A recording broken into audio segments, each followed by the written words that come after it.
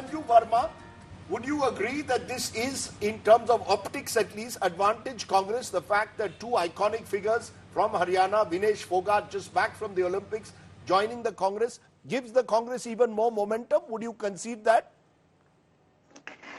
Rajdeep, I have a few points to make.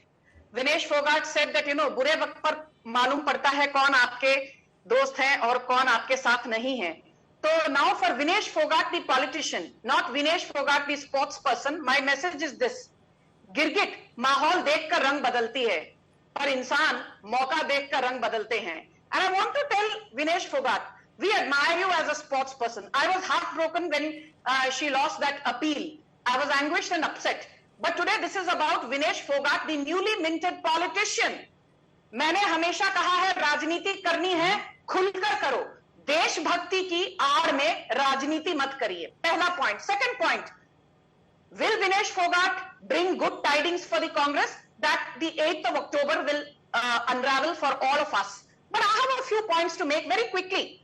Point number one, when PT Usha was given a Rajya Sabha seat by the BJP, लोगों ने कहा अरे ये तो मोदी भक्त है, what's the big deal? When Mary Kom was sent to the Rajya Sabha on a BJP ticket, लोगों ने कहा ये तो मोदी भक्त है, what's the big deal? When Saina Nehwal joined the BJP, one of our ace shuttlers, लोगों ने कहा अरे ये तो अंध भक्त है, what's the big deal? When Devendra Jhajharia, albeit he lost, when he was given a ticket to contest from Rajasthan in Lok Sabha 2024, a Paralympic gold medalist, लोगों ने कहा अरे कौन सी बड़ी बात है, ये तो अंध भक्त है. When Anju Bobby George said that what Narendra Modi has done in terms of developing India's sports infrastructure, no post-independent India dispensation has ever done. People trolled Anju Bobby George saying, "अरे ये तो Anju Bobby George भी मोदी भक्त है, अंध भक्त है."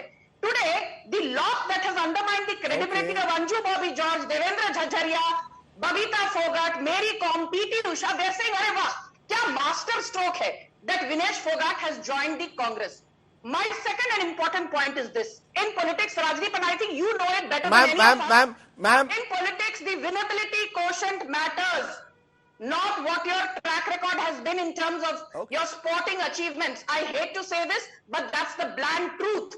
Now tell me, had Vinesh Phogat joined the BJP, Rajdeep Sardesai would have told me, Sanju Verma, sports people have not really made for good politicians. Don't you think getting Vinesh Phogat into BJP is a bad move? But today Rajdeep Sardesai says, see Sanju Verma, Vinesh Phogat entering Congress is a master stroke. What do you think? So Rajdeep ji, kabhi to ye bhi yakin maniye, I've heard you, ma'am. I am at an outdoor location in Srinagar, so I do not have the, ma'am. Okay, it's not a master stroke. Mohan Kumar Mangalam, I think Sanju Verma has given us other examples and saying, look, this is hardly, according to her, a master stroke. It, according to the BJP and Sanju Verma, reveals the fact that Vinesh Phogat is now effectively joined the world of politics, and therefore the argument is being made that even the protests of the wrestlers were in some way, at some stage, hijacked by the Congress. Has the Congress hijacked the entire wrestlers and their protests and their dissent, and you've now got a mascot in the form of Vinesh Phogat? Rajdeep, I think it's extremely distasteful and disrespectful to the wrestlers who protested on the streets for over 4 months to say that they allowed the Congress party to hijack their protest. For the longest time, I remember in the protest, they didn't even allow any politician to share their stage. I think it's very distasteful also to use words like Girgit for Vinesh Phogat because she hasn't changed colors in any way. She's taken up a new career path. She wants to do something for society. And so she's chosen a platform to stand on. And to her credit and Bajrang Punya's credit, they didn't say it was only the Congress party, but they were clear on the fact that every party apart from the BJP is who stood by them. Now, there are a number of things happening in Haryana right now. The BJP is waning. You have a CM who was replaced 6 months ago. People don't even know him enough to remember his name. You have candidates announced and MLAs and ex-ministers leaving the party. I think 20 plus leaders have left the party. And broadly speaking, this is probably the only state left where BJP's anti-majority caste equations, which they've done in the past and failed in Maharashtra and Jharkhand, and they're doing it now in Haryana, I think will be the last state where they will fail again. Now, Congress has been on an upswing since Parliament. We doubled our vote share from 19 to 24 and split the seats with them 50-50. And as far as Vinesh Phogat goes, her struggle both against Brijbhushan Sharan Singh all the way to the Olympics and back has allowed her to transcend caste and gender and Rajdeep. appeal to much larger audience. You know, there are other issues also. She transcends this and she appeals to the youth, she appeals to women. So I would also caution any equation where, you know, I've heard a lot of people say that Congress already has the Jat vote bank, so this is not going to add much. I think Vinesh Phogat and Bajrang Punia have clearly transcended those barriers. Lastly, I'll say that young people Okay, still reeling from let me take unemployment. your, Mohan, Sure. Mohan, you made a point which I think Amitabh Tiwari is well placed to answer, because Amitabh Tiwari, you've been looking at the numbers. Here is Mohan Kumaramangalam saying we haven't brought in Vinesh Phogat because we want a Jat face. She transcends these caste community barriers. She and Bajrang are iconic figures. Do you see it in those terms purely when you look at the numbers? Is the Congress consolidating its Jat vote or trying to expand to look at women voters and young voters by thereby bringing in the likes of Vinesh Phogat? This is the Congress's way of expanding its base in Haryana is one view. Your view? Yeah, so essentially the Congress party is looking at 3 to 4 voting segments. One, of course, is the Jat community. Then you have women and youth. And farmers, of course. Farmers are largely belong to the Jat community.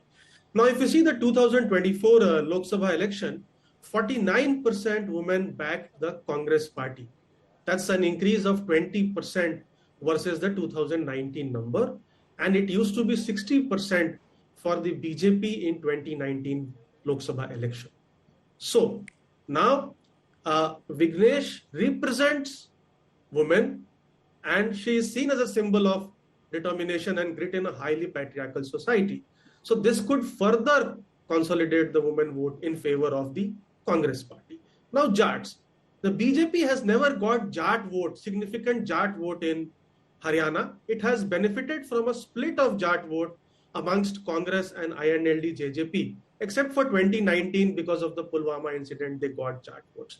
So what has been happening is that there are 37 Jat influence votes, seats, with 20%, more than 20% population.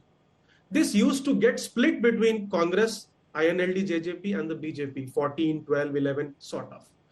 Now in the 2024 Lok Sabha election, the Congress was leading in 27 and BJP in 10. With the marginalization of INLD and JJP, the Congress party got 64% of Jat support. That's significant. Correct. So they're trying to consolidate the Jat vote by always also looking at the youth and the women vote. 20% of the Olympics team of India came from Haryana.